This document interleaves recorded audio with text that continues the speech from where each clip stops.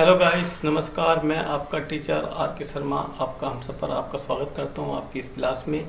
और मैं आपको आज पढ़ाने जा रहा हूं चैप्टर नंबर 1 एमक्यू से क्वेश्चन नंबर 37, जो कि हमारा लॉन्ग क्वेश्चन है।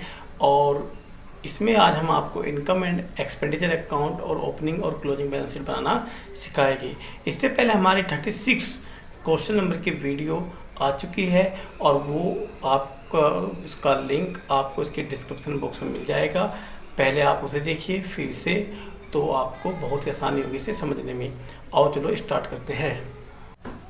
कहता है from the flowing receipt and payment account of city club and from the information supplied prepare income and expenditure account for the year ending 31 March 2018 and balance sheet as at date.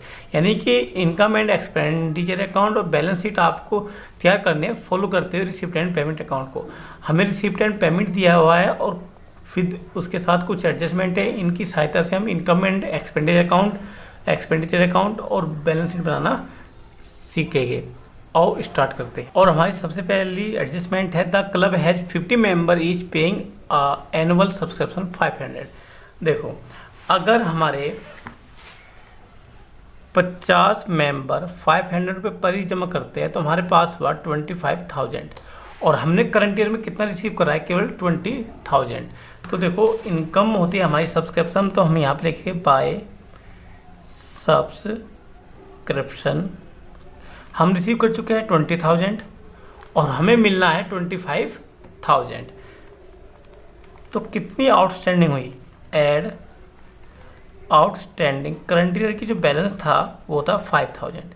ये 5,000 जो हमारे current year outstanding है subscription, मैंने आपको पहले बताया closing balance sheet के asset पक्ष में ट्रांसफर हम कर देते हैं। तो आउटस्टैंडिंग सब्सक्रिप्शन 5,000।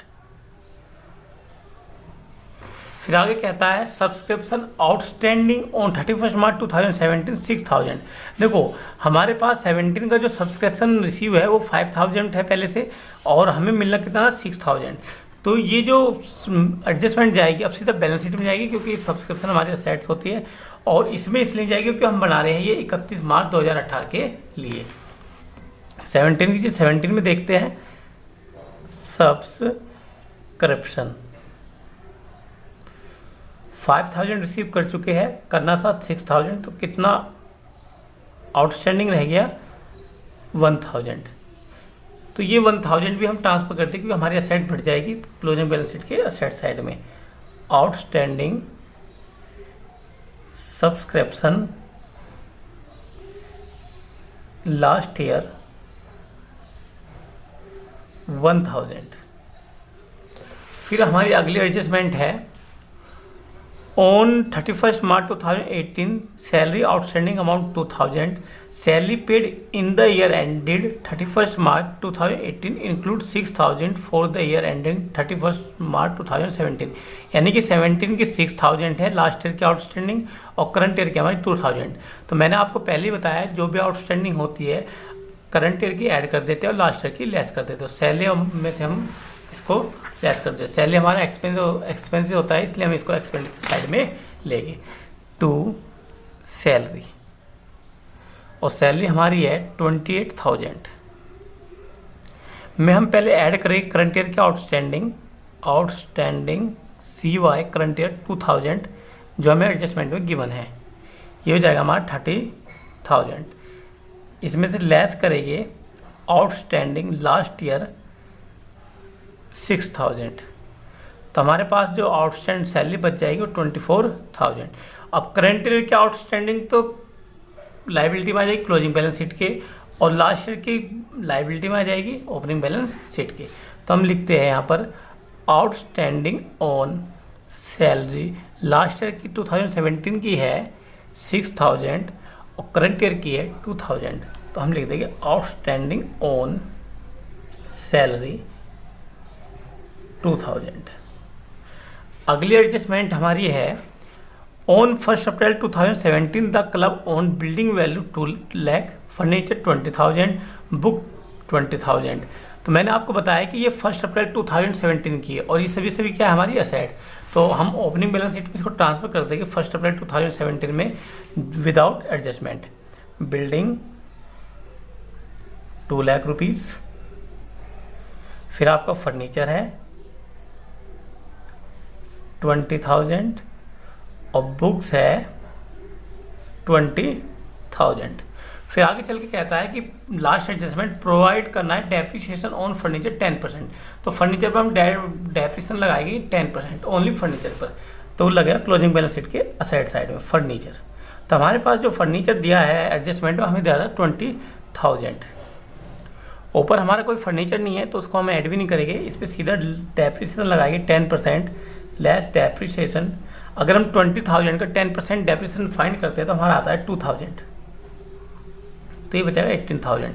और जो ये 2,000 रुपये का हमें अब लॉस हुआ है इसे हम पहुँचा देंगे expenditure side income and expenditure account के टू डेप्रिसिएशन ऑन फर्नीचर के नाम से 2,000। और जो बाकी हमारी असेट्स रह गई है, जैसे हमारे अब फर्नीचर में तो एडजस्टमेंट हो गई है, बिल्डिंग रह गया है तो हम इसको सिंपल बिल्डिंग यहाँ लिख देंगे 2 लाख। बुक्स है 20,000, तो ऊपर देख लो बुक्स हमारे पास 10,000 के अलग से हमने परचेज करी है, तो 20,000 एक है।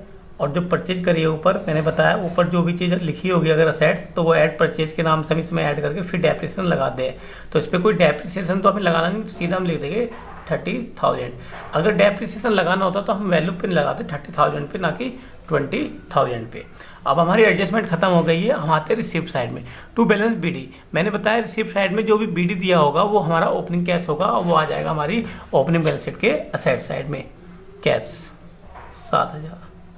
फिर सब्सक्रिप्शन है 17 का हो चुका है, 18 का हो चुका है, 19 का। और मैंने बताया कि जितने भी एडवांस सब्सक्रिप्शन होते हैं वो हमारे लायबिलिटी साइड में आते हैं क्लोजिंग बैलेंस शीट के। एडवांस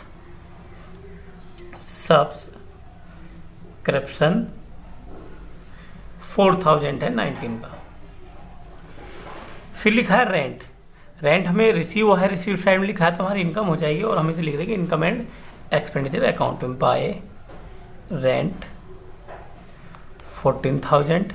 फिर लिखा है प्रॉफिट फ्रॉम एंटरटेनमेंट, ये भी हमारी इनकम है तो हम इसको यहीं लिख देंगे प्रॉफिट ऑन एंटरटेनमेंट, ये हमारे 8,000। सेल ऑफ ओल्ड न्यूज़पेपर, ये भी हमारी इनकम है तो इसको भी हम इनकम साइड में ही लिख देंगे सेल्स ऑफ न्यूज़ पेपर 2,000। फिर आ जाते हैं हम पेमेंट साइड यानी कि एक्सपेंडिचर साइड।